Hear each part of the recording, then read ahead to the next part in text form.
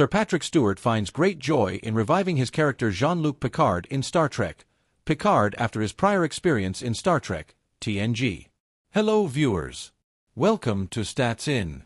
If you're just joining us, please subscribe and don't forget to turn on notifications bell for more videos.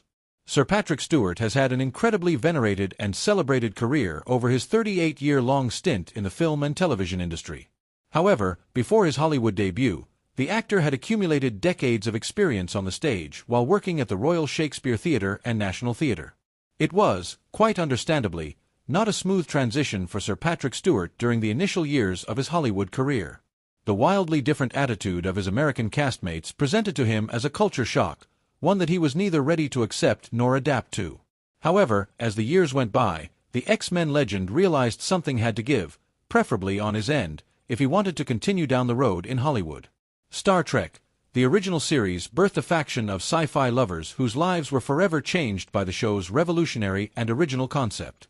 Its spin-off, Star Trek: The Next Generation, proved to be even more successful, launching an era of television defined by Starfleet, interstellar voyages, and adventures into strange new worlds. Sir Patrick Stewart, who began his Hollywood journey as a captain on the USS Enterprise, carried on his tenure as Jean-Luc Picard in the 2020 drama, Star Trek: Picard. But his role was not the only thing he carried over from the 1987 series to the 2021. There exists an infamous behind-the-scenes story about Sir Patrick Stewart that details him storming off set after being annoyed by his co-stars for having fun while working. Although he later learned to loosen up and join in on the fun, the story still remains an oft-whispered legend about the venerated stage actor. In an actors-on-actors interview for Variety, Henry Cavill, a die-hard fan of the universe, recalls the story and asks whether his experience with opening up on set and learning to have fun also influenced the making of Star Trek: Picard, since there was a lot more warmth and lightness in his character. Yes. I'm not a writer, so although I was allowed as a co-executive producer in the writer's room, I would just sit there with my mouth open, listening to these great ideas that would flash backwards and forwards across the table. The only things, I think, that I actually contributed in terms of dialogue were jokes. Though it was time to have some jokes with the character, because there was a lot of grimness surrounding him otherwise. Although it doesn't present as that big an accomplishment for Sir Patrick Stewart to insert a few jokes here and there in the series, it was a big leap in terms of his personal evolution as an actor, who never believed in the idea of having fun on set as a productive endeavor for an actor. Cavill found great joy in this revelation shared by the Star Trek veteran. For a long time, the fans have been engrossed in the sci-fi genre revolutionized by such franchises as Star Wars and Star Trek. Although the two remain wildly similar in their core concept of interstellar travels, their respective fanbase maintains that the two could not be more different. The history behind the making of these franchises varies wildly, too. The behind-the-scenes stories constitute a lore that die-hard fans of these franchises are well versed in.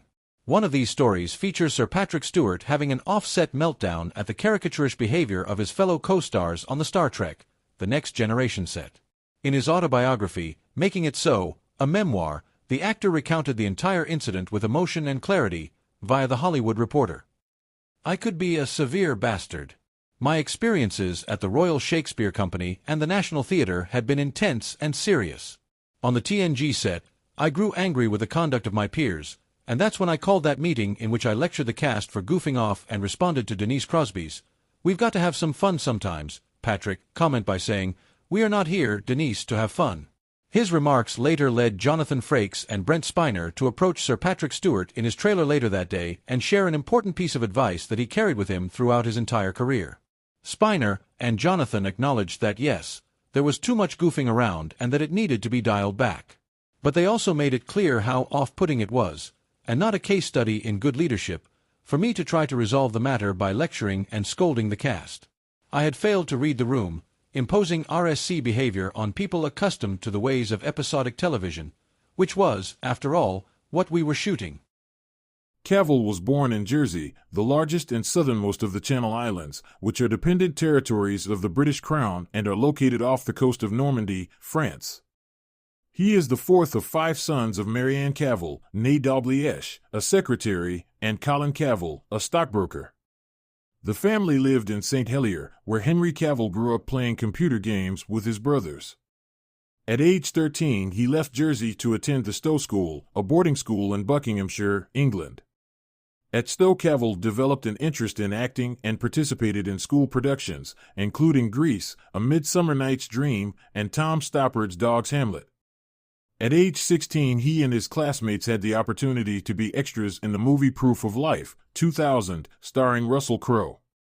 While on set, Cavill introduced himself to the recent Oscar winner, who encouraged him to pursue acting professionally.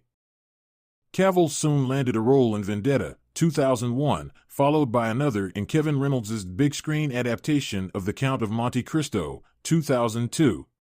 For the part of Albert Mandego, Cavill, who has said that he was teased for being overweight as a kid, was encouraged to lose several pounds. In addition, Cavill had guest roles in a number of British television shows as well as supporting parts in the coming-of-age film I Capture the Castle, 2003, and an adaptation of the Celtic romance Tristan plus Isolde, 2006. During this period, Cavill auditioned for several iconic roles, including Superman and James Bond, which ultimately went to Brandon Routh in Superman Returns and Daniel Craig in Casino Royale, both 2006, respectively. Those setbacks led him to consider following in the footsteps of two of his elder brothers and joining the armed forces. In 2007, however, Cavill garnered his first leading role in The Tudors, a cable series following the exploits of Henry VIII, played by Irish actor Jonathan Rhys-Meyers. Cavill portrayed Charles Brandon, a loyal courtier to the king. The series helped make Cavill a familiar face, and during its 4 seasons, 2007 to 10, he also appeared in such films as the adventure fantasy Stardust, 2007, and the Woody Allen comedy Whatever Works, 2009. After The Tudors, Cavill proved his skill as an action star, playing Greek hero Theseus in Immortals, 2011, and the son of a CIA agent, played by Bruce Willis, in The Cold Light of Day, 2012.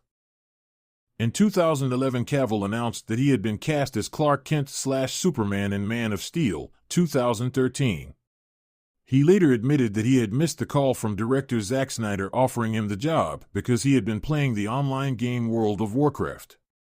To portray the Man of Steel, Cavill transformed his body, adding so much muscle that he sometimes split the seams of his Superman costume. He also had the opportunity to work alongside Crowe, who played Superman's father. Jor-El. Cavill went on to reprise the role in Batman v Superman, Dawn of Justice, 2016, starring opposite Ben Affleck as Batman, and in Justice League, 2017, featuring such DC comic book heroes as Wonder Woman, played by Israeli actress Gal Gadot. In between Superman films, Cavill starred in director Guy Ritchie's big-screen adaptation of The Man from UNCLE, 2015, playing a CIA agent who teams up with a KGB agent, played by Armie Hammer.